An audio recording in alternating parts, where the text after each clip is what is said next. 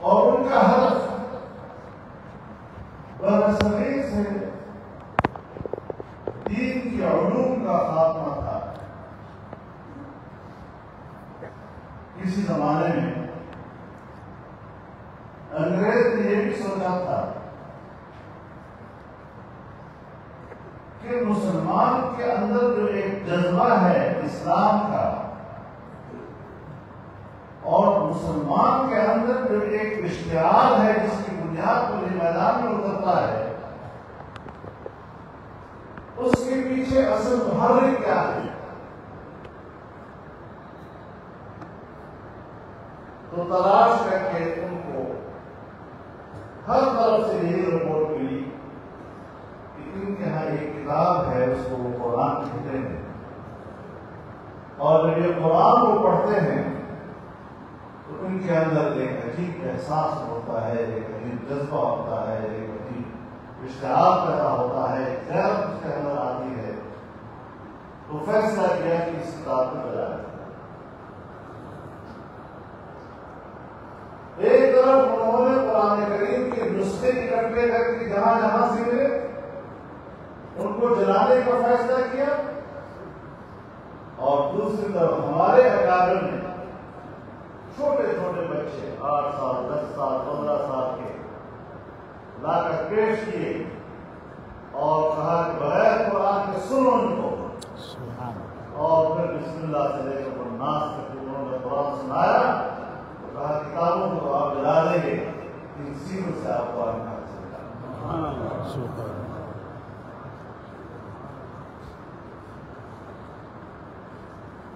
اور پھر جب علی گڑھ کا مدرسہ وجود میں آیا، لوگ کہتے ہیں اصلی علوم دینی علوم، اصلی علوم دینی علوم۔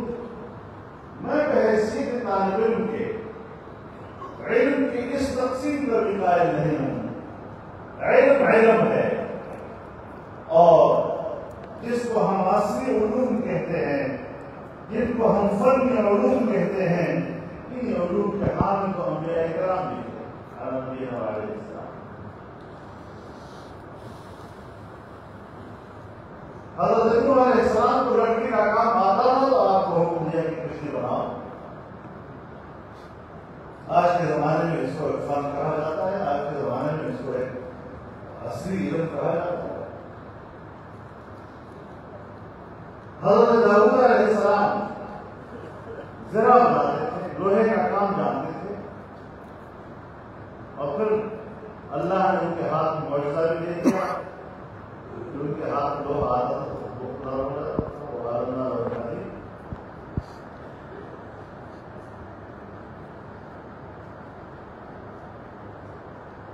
حضرت یوسف علیہ السلام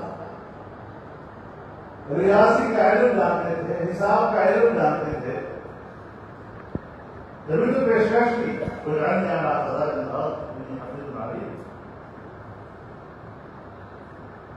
آج اگر ہمارے کالج یونیورسٹیوں میں انجینئرنگ پڑھائی جاتی ہے، میڈیکل پڑھایا جاتا ہے، تو میں ایک بات بڑے دعوے سے کہنا چاہتا ہوں، اور میرے اکابر موجود ہیں، اگر میں غلط بات کہہ رہا ہوں تو میری رہنمائی فرمائیں، میں ایک طالب علم ہوں کے سامنے، کہ اپنے اکابر دیوبند میں مجھے ایک استاد اور ایک شیخ بھی ایسا نہیں ملتا کہ جن کے بارے میں ایک جملہ میں بطور سند کے پیش کر سکوں کہ انہوں نے علی گڑھ کی نصاب پہ اعتراض کیا۔ علی گڑھ کی نصاب پہ کوئی اعتراض نہیں، صرف یہ تھا کہ آپ نے برصغیر میں جاری وہ علوم جن کو ہم قرآن اور تفسیر کا علم کہتے ہیں، جن کو ہم حدیث کا علم کہتے ہیں، فقہ، فارسی زبان جو ہمارے سرکاری زبان ہوتی ہے، مدرسوں میں رائج اور ہمارے ہوتے ہوئے ہم نے سب کی کتابیں جو ہیں ہمیں فارسی میں آتی ہیں۔ کریمہ، نامحق، پندامہ، نساء، پوستان، یہ سب فارسی میں ہم پڑھتے رہے ہیں۔ اب شاید تبدیل ہو گئے ہیں، اردو میں ترجمے ہو گئے ہیں۔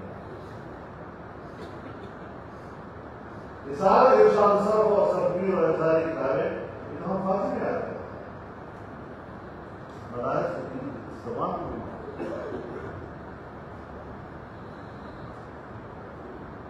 تو جب سرکار کی چھتری میں ان علوم کو تحفظ نہیں ملا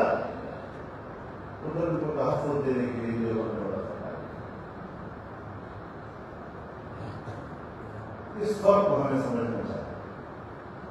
یہ کیا ہمارے اکابر اصل علوم کے اور فن علوم کے مخالف تھے یا یہ کہ انگریز کی سازش کے تحت ان علوم کو نصاب سے نکال دیا گیا تھا تب ان علوم کو تحفظ دینے کے لیے گزارا جاتا ہے۔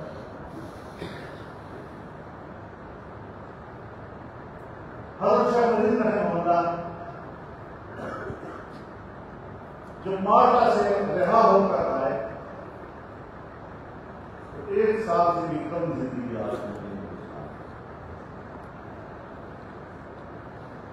اس عرصے میں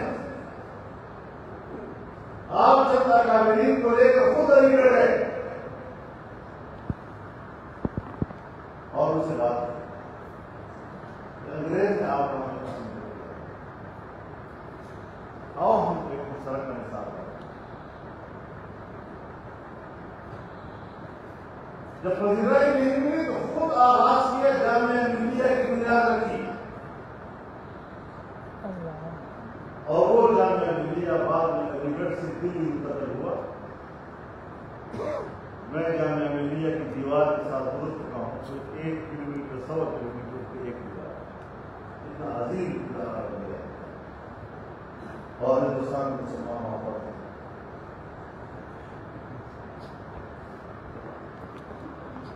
حضرت شاہ الاسلام مولانا حسین احمد مدنی رحمہ اللہ نے تو باقاعدہ ایک مشترک نصاب تجویز بھی کر دیا تھا۔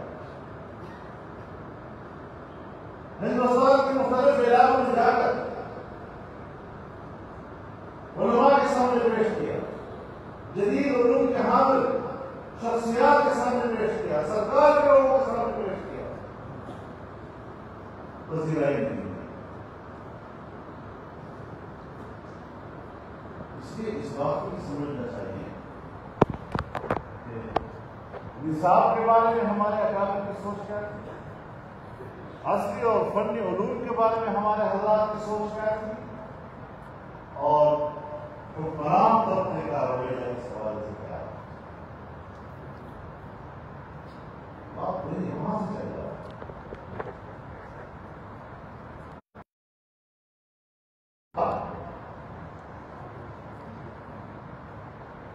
حضرت